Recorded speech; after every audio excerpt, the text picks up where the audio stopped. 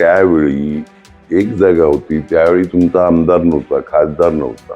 आज सगळे आहेत ना तुमचे. आव्हानं सगळीच येतात.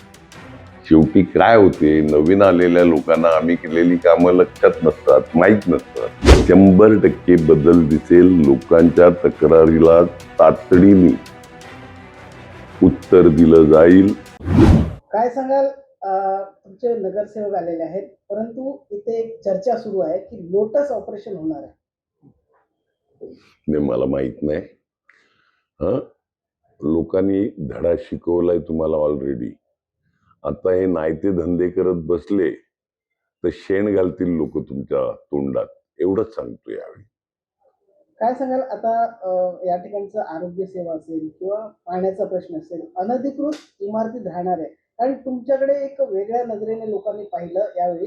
कारण ज्यावेळी विधानसभेच्या निवडणुका झाल्या त्यावेळी तुमच्या इमारती पाडणार नाही सांगून नंतर त्या पाडल्या गेल्या.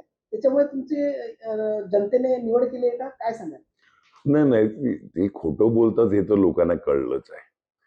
लोकांनी 1.5 वर्षात बघितलं काय दिवे लावल्यात. 35 वर्षाचे आरोप करणारे सगळी कामं, पाणी 6 MLDचं 420 MLD म्हणजे किती झालं? 42 कोटी 60 लाखाचं.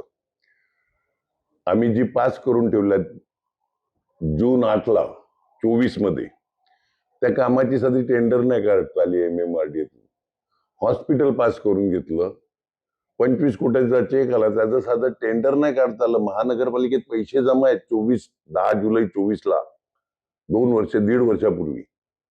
तर टेंडर नाही. लोकांना हे बघितलं आणि हे खोटं बोलतात. सप्ता आणा भाका घेतलेला आहे तिकडे, तुमची बिल्डिंग तुटून देणार नाही.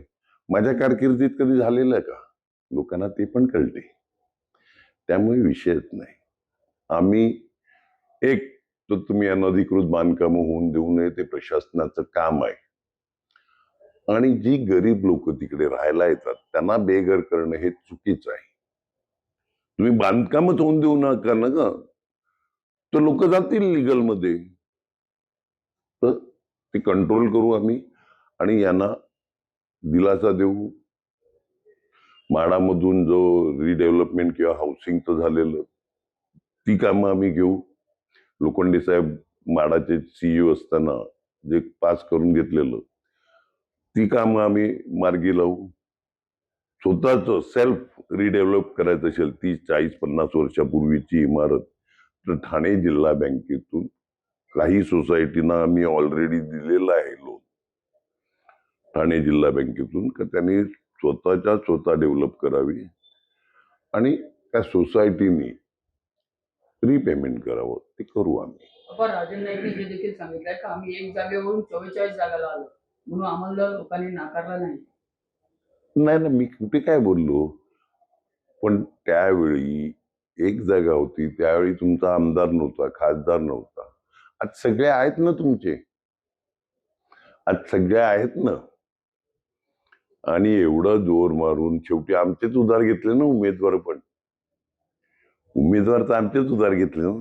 पश्चिम किनारपट्टीवरती वसईमध्ये आपण बघितलं तर तुम्ही भाजपाला एंट्री पण दिली नाही, तर ते गणित तुम्ही कसं जोडवलं?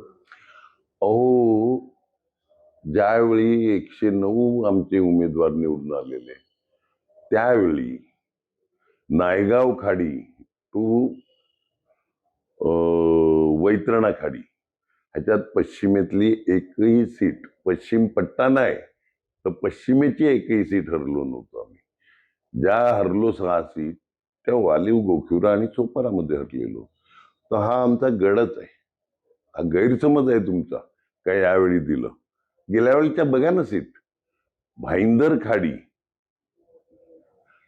ते वैतरणा खाडी, सगळ्या आमच्या सीट होत्या पश्चिमेला. नालासोपारामध्ये मोठ्या प्रमाणामध्ये उत्तर भारतीय आणि परप्रांतीय लोकांना राहतात आणि ते बहुतांश कमळच्या बाजूने असतात. त्याचा फटका बसताना दिसतो आपल्याला. बसतो ना, बरोबर आहे. सिटीमध्ये पण आपण बघितलं की खूप कमळाला मानणारे वर्ग तिकडे आले. बरोबर आहे. आव्हान असतं ना का भविष्यामध्ये? नाही, आव्हानं सगळीच येतात. शेवटी काय होते, नवीन आलेल्या लोकांना आम्ही केलेली कामं लक्षात नसतात, माहीत नसतात. तर त्यामुळे ती आम्ही हळूहळू करू ना. आता आम्ही रिअल काम करणारे. आता रीलवर पण काम करू. रील बहादर आहेत ना. 7 वर्ष आपण प्रशासकीय राजवट होती, आता आपली सत्ता आलेली आहे, काय नक्की बदल दिसेल? 100% बदल दिसेल. लोकांच्या तक्रारीला तातडीने उत्तर दिलं जाईल. नगरसेवक चांगल्या प्रकारे काम करतील. समजा कुठे कमी पडला नगरसेवक, तर मी बसलेला आहे, क्षितिज बसलेला आहे, राजेश पाटील बसलेले आहेत, बळीराम जाधव बसलेले आहेत. आम्ही करू ते. या ठिकाणी दर निवडणुकीत पाण्याचा मुद्दा असतो, पाणी भरतं, यावरती तुम्ही काय उपाययोजना करणार आहात? कारण होल्डिंग पॉईंट अजूनपर्यंत झालेला नाही. आम्ही IIT-ला दिलेलं होल्डिंग पॉईंट शासनाने आमच्या ताब्यात दिलं, तर होल्डिंग पॉईंट पण करू आम्ही. लोकांची मुक्तता होईल का पाण्यातून? करू ना. किमान कमीत कमी त्रास होईल एवढं नक्की करू.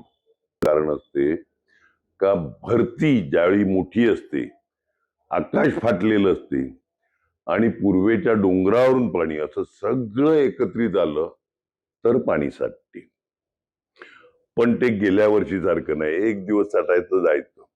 गेल्या वर्षी आम्ही नाले सफाईच केली नव्हती. आम्ही करू ना, दरवर्षी करतो आम्ही. करू. जे गरीब लोक आहेत ज्यांना पाण्याची गरज आहे पण अनधिकृत ठिकाणी राहतात त्यांच्या आम्ही अधिकृत बघणार नाही. पाणी हा धर्म आहे. पाणी हा धर्म आहे माणुसकीचा. आणि पाणी सगळ्यांना मिळेल योग्य प्रमाणामध्ये.